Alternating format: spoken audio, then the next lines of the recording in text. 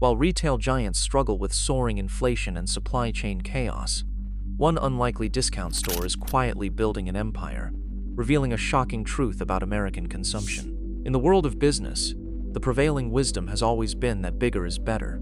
American retail companies in particular have embraced this philosophy as a fundamental truth. The larger your store, the more goods and services you can offer, and consequently, the more profit you stand to make.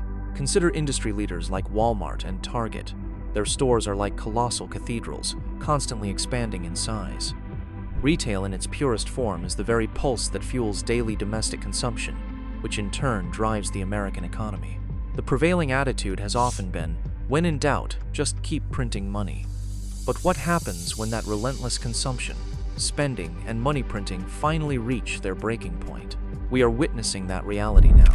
Figures like 15% inflation, the highest price increases since the 1980s, and over $2 per liter for fuel have become stark realities.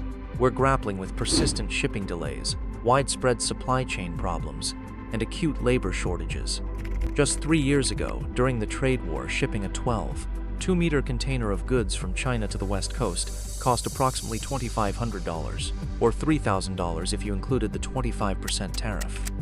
Today, that same container costs a staggering $20,000 to ship. We're also facing a severe semiconductor shortage, leading car manufacturers to cut production, and used car prices are hitting record levels, often making them as expensive as new vehicles. The sticker shock is palpable, even during a routine trip to the grocery store, with prices continuing their relentless ascent. Add to this a stock market plummeting back to pre-COVID levels, and consumers, myself included, are desperately searching for discounts and deals in a world that seems to offer none. Amidst this economic turmoil, there is one Fortune 500 corporation that, despite the pervasive supply chain issues, labor shortages, inflation, and surging fuel costs, remains so dedicated to offering you a discount that it's embedded right in their name: Dollar Tree. Dollar Tree doesn't adhere to any of the traditional retail playbooks. You won't find flashy white lighting or minimalist decor, no modern sans serif branding, and certainly no tailored marketing to millennials. Instead, Dollar Tree is singularly focused on one mission: to become the retail monopoly of low-income America.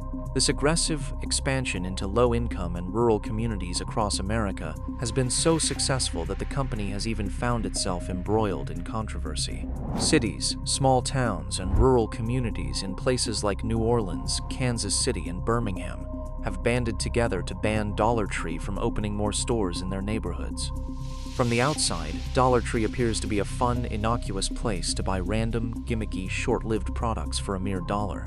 But step inside, and you uncover a ruthless business empire that acutely understands its best customers are low-income Americans. The company will go to great lengths to stifle competition, aiming to be the only physically available store in low-income communities, small towns, and rural America. This strategy ensures that financially struggling Americans continue to buy from Dollar Tree, regardless of how flimsy or low quality its products might be, simply because there's no other affordable or accessible store in their vicinity.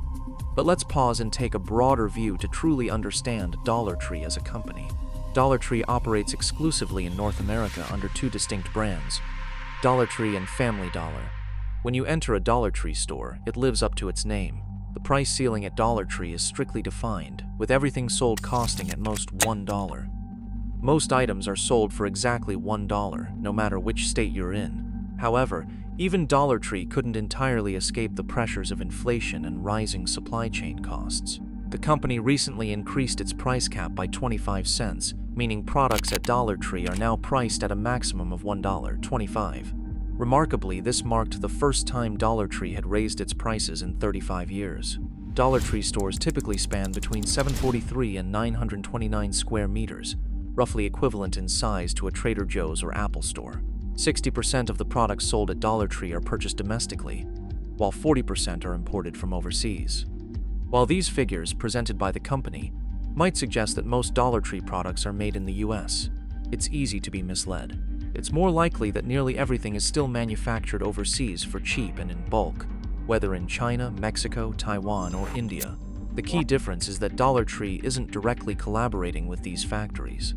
Instead, Dollar Tree prefers to conduct business with domestic US-based distributors. These distributors are the ones who directly deal with the factories, thereby reducing Dollar Tree's supply chain complexity and minimizing any perception of being overly dependent on exports. If you can't even procure custom t-shirts in America for less than $15 each, you can be certain that keychains, toys, and toothpicks are not being manufactured domestically for under $1. Birthday cards, sticky notes, and paper products perhaps, but little else. Dollar Tree categorizes its products into 3 main types. The first is consumable merchandise, which includes everyday items like candy, food, health, and beauty products, and household supplies and chemicals. Historically, consumable merchandise was the top-selling product type, consistently accounting for nearly 50% of Dollar Tree's annual revenue. In 2021, however, this figure dropped slightly to 46%. The second category is variety merchandise, encompassing toys, housewares, gifts, stationery, party goods, greeting cards, clothing, and blankets. Variety merchandise has recently become Dollar Tree's best-selling category, making up 49% of annual revenue. The third type is seasonal goods, featuring merchandise for holidays such as Valentine's Day, Easter, Halloween, and Christmas. Seasonal goods have been the weakest contributor to Dollar Tree's bottom line, accounting for only 5–6% of the company's annual revenue over the past 3 years. There are 8,000 Dollar Tree stores spread across the US and Canada. Texas, California, and Florida lead with the highest concentration, each boasting over 600 locations. To truly grasp Dollar Tree's widespread presence, consider that there are almost as many Dollar Tree stores in the US as there are Walgreens. For another perspective, for every 2 Starbucks or McDonald's establishments, there is 1 Dollar Tree, or there are 3 Dollar Trees for every single Chipotle. For every Trader Joe's, there are 15 Dollar Tree stores. In fact, there are 7 times more Dollar Tree stores than there are Kroger or Publix supermarkets combined. Dollar Tree stores are intentionally designed to feel small and efficient. The objective is to make you feel like you can quickly pop in, grab an item, and leave without feeling overwhelmed. This approach stands in stark contrast to the traditional retail playbook. A typical Walmart or Target store, for instance, spans approximately 13,935 square meters, making it 15 times the size of an average Dollar Tree. When you enter a Walmart, Target, Costco, or Kroger, those stores are actually designed to encourage you to get lost. They are laid out like mazes, with essentials like milk strategically placed at the very back, compelling you to navigate through the entire store. This journey exposes you to captivating displays, enticing promotions, and colorful aisles of brands and merchandise, all engineered to make you buy more than you originally intended. So, the next time you find yourself frustrated, wandering up and down aisles at Target or Walmart struggling to find something, know that this challenging shopping experience is, in fact, deliberate. Dollar Tree's goal, conversely, is to facilitate easy shopping and encourage frequent, quick trips for small purchases. Another fundamental aspect of the Dollar Tree shopping experience is the treasure hunt. When you visit a Target, Walmart, Kroger's, or your local supermarket or bodega, these stores are inherently risk-averse. They prioritize consistency, availability, and predictability. Retailers understand that consumers are looking for specific reputable brands: Gillette razors, Sara Lee cake mixes, Ben & Jerry's ice cream, Oscar Mayer hot dogs, Charmin toilet paper, and other household essentials. The brands and products they stock generally remain constant. If a new product is introduced, the store will only roll it out slowly and in small quantities to test demand. Retailers would never risk valuable shelf space by carrying untested new products or brands unless demand is unequivocally clear. This is precisely why it's so challenging for new consumer packaged goods companies to get their products onto the shelves of major retailers. Dollar Tree, however, is the complete opposite. They optimize for unpredictability and serendipity. Their product offerings are constantly changing, meaning shoppers can discover something new with each visit. This treasure hunt experience creates a sense of FOMO, fear of missing out, adding freshness and urgency. Dollar Tree shoppers are incentivized to buy products they like as soon as they see them, as there's no guarantee they will be stocked again in the future. Furthermore, Dollar Tree stores are generally bare bones, often disorganized and messy. Shoppers are actively encouraged to be proactive in unearthing the best deals or rarest products by tearing open boxes, rearranging inventory, and digging through piles, all in the pursuit of maximizing value for their dollar.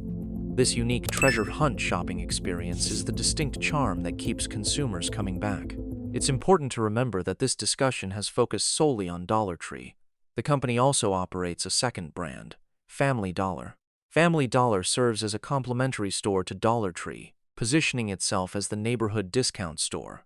It operates as a mixed-price discount retailer, with products selling for a maximum of $10 and most items priced even lower. Interestingly, Family Dollar stores are typically smaller than Dollar Tree locations, ranging from 557 to 743 square meters. While most products at Dollar Tree are unbranded, Family Dollar offers a selection of leading national brands alongside its private label products. Family Dollar provides a greater variety of goods, categorized into 4 main product types. The first is consumable merchandise, which includes food, beverages, tobacco, health and beauty products, household chemicals, paper products, hardware supplies, diapers, batteries, and pet food. The second category is home products, such as housewares, home decor, giftware, comforters, sheets, and towels. The third category encompasses apparel and accessories, including clothing, fashion items, and even shoes. The fourth category comprises electronics and seasonal merchandise for holidays like Valentine's Day, Easter, Halloween, and Christmas.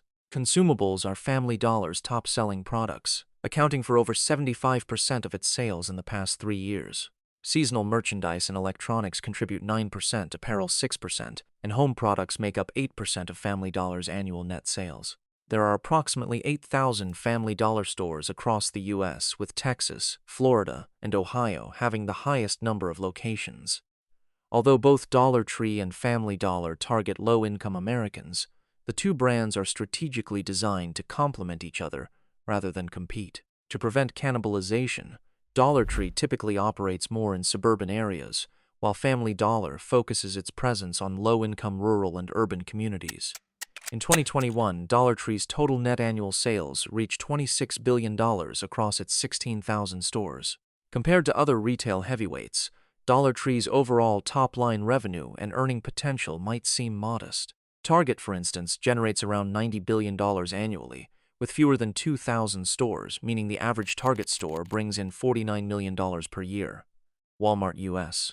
grosses $370 billion with fewer than 5,000 stores nationwide, with the average Walmart store earning $78 million annually. Both Target and Walmart are significantly more advanced than Dollar Tree in terms of technology, online ordering, and delivery services. However, as with most things in life, the true story lies in the details. The average Dollar Tree store grosses $7 million per year.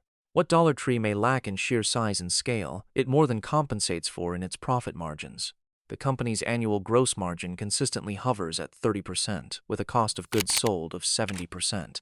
This means that for every product Dollar Tree sells for $1, the product costs, on average, 70 cents, allowing the company to pocket 30 cents. If you perform this same calculation for Target and Walmart, you'll uncover some intriguing figures. Despite operating much larger stores, offering greater inventory diversity, catering to a broader customer base, and achieving higher sales volumes, Walmart's annual gross margin is 24% with a COGS of 76%. Target's gross margin has remained steady at 28% with a COGS of 72%. Both Target and Walmart are immensely successful and colossal retailers, often referred to as anchor tenants. For a landlord, securing a Target or Walmart as an anchor tenant can single-handedly transform a struggling shopping mall into a thriving hub. They are often granted very generous, inexpensive, multi-year leases, due to the significant foot traffic and value they bring. Similarly, for a consumer packaged goods company, getting products onto the shelves of a major retailer provides massive reach, brand credibility, and ideally, consistent revenue. Because of this, suppliers are more than willing to offer substantial discounts to large retailers in exchange for steady cash flow and extensive customer exposure. Yet, even with these advantages, Target and Walmart cannot achieve product costs as low as Dollar Tree. A 2 to 6% difference in COGS might seem negligible, but in the fiercely competitive world of retail, where margins are razor-thin and every penny counts, a single percentage point in either direction holds immense significance. The other crucial aspect to compare is expansion. Target and Walmart, along with other major retailers, are like mammoths. Each store is colossal, often spanning tens of thousands of square meters, designed to carry virtually every product a consumer could desire. The sheer size of these retailers' stores makes their expansion inherently challenging. They must locate sites that are not only large enough for their operations, but also accommodate extensive parking and offer proximity to major highways for easy truck access. Furthermore, large retailers require substantial towns or urban areas with high population density and sufficient daily consumer demand to ensure a single location remains profitable. Because the cost of expansion is so prohibitive, these major retailers move slowly and deliberately. Target, for example, has only opened 58 new stores in the past 3 years, averaging just 19 new locations annually. Walmart has actually reduced its store count, closing 27 stores over the same 3-year period. In stark contrast, Dollar Tree, over those same 3 years, has opened over 700 new stores. The tale of the hare and the tortoise is an age-old narrative, illustrating how being faster, more nimble and lean doesn't always triumph over the slow and steady. That very moral has been religiously applied in the retail sector, where the adage, bigger is better, has long been the guiding principle. However, with the world grappling with 15% inflation, pervasive supply chain shortages, record transportation costs, escalating interest rates, and diminished consumer spending, this might just be Dollar Tree's moment to shine, proving that sometimes the nimble hare can indeed outpace the giants.